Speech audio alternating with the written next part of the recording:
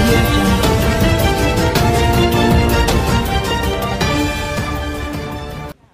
Hi అండి, అందరికీ నమస్కారం. నా పేరు పవిత్ర. నేను ఇండస్ట్రీకి వచ్చి 4 years అవుతుంది. మెయిన్ నేను ఫస్ట్ మాట్లాడదలుచుకుంటున్నా, అది ఇండస్ట్రీ విషయం అయితే కాదు, నేను మాట్లాడాలి. ఒక చిన్న పిల్ల 8 years పిల్లని నలుగురు ఒక 8 days రేప్ చేస్తే, చిన్న పిల్ల మనం ఎక్కువ 15 years 19 years వచ్చి కూడా ఒక్కసారి ఉండడానికే ఎంతో పెయిన్ ఉంటుంది మనకి. అలాంటిది 8 years పాపని నలుగురు, దాంట్లో ఒకటి డిపార్ట్మెంట్ అతను, ఒకరు పూజారి. డిపార్ట్మెంట్ అతను అంటున్నాడు వాళ్ళే కరెక్ట్ లేకపోతే మేము ఎక్కడికి వెళ్ళి చెప్పుకోవాలి, వాళ్ళే రేపులు చేస్తే, వాళ్ళే అన్ని చేస్తే మాకు ఇంకెవరు దేవుళ్ళు, మాకు ఎవరు లేరు, పోలీసు వాళ్ళు కూడా కరెక్ట్ లేరు నాకు తెలిసి. వాళ్ళే రేపులు చేసుకుంటూ వాళ్ళు అన్ని చేసుకుంటే మేము ఎవరికి చెప్పుకోవాలి, ఏ దారిని వెళ్ళాలి. ఇప్పుడు ఈ మహిళా సంఘాలు వచ్చి మా ఆయనకు నిలబడ్డాన్ని ధైర్యంతో మేము ముందుకెళ్తున్నాం తప్ప మేము పోలీసులు నమ్ముకుని అయితే పోము. మాకు వాళ్ళ వల్ల న్యాయం జరుగుతుందని నమ్మకం లేదు.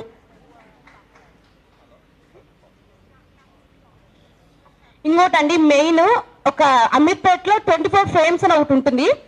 దానివల్ల మేము ఇంతకు ముందు 2013లో ఇక్కడ ఇండస్ట్రీకి వచ్చాము. ఆ ఒక యాడ్ చూసి యాక్టింగ్ అంటే ఇంట్రెస్ట్ పుట్టి ఇంట్లో వాళ్ళ బతుకులు బాగలేక ఏదో సాధిద్దామని వచ్చాము. అక్కడ యాక్టింగ్ నేర్చుకున్నా కూడా వాళ్ళు ఫీజు కట్టించుకొని 20,000 30,000 ఫీజు కట్టించుకొని, అంటే వాళ్ళ ద్వారా మాకు పెద్ద పెద్ద అవకాశాలు వచ్చేస్తాయి. పెద్ద డైరెక్ట్గా మేము చిన్న చిన్న వేలో కాకుండా పెద్ద డైరెక్టర్స్ని కలుస్తాము, వాళ్ళు మాకు లైఫ్ సెటిల్ అయిపోతుందని నమ్మకంతో ఆ స్టూడియోకి వచ్చాము. వస్తే వాళ్ళు ఇక్కడ కృష్ణానగర్లో ఎవరు జూనియర్ ఆర్ట్ ఏజెన్సీ ఉంటారు కదా, వాళ్ళకి పరిచయం చేసి ఎక్కడో సీరియల్లో బ్యాక్ సైడ్ ఏంటండి ఇది 1 year నేను ఎంత స్ట్రగుల్ చేశాను నాకు తెలుసు.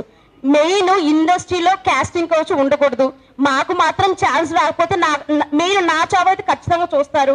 ఇప్పుడు టీవీలో మా అమ్మ చూస్తున్నా, మా నాన్న చూస్తున్నా, మా పిన్ని మా బాబాయ్ అందరూ చూస్తున్నారు.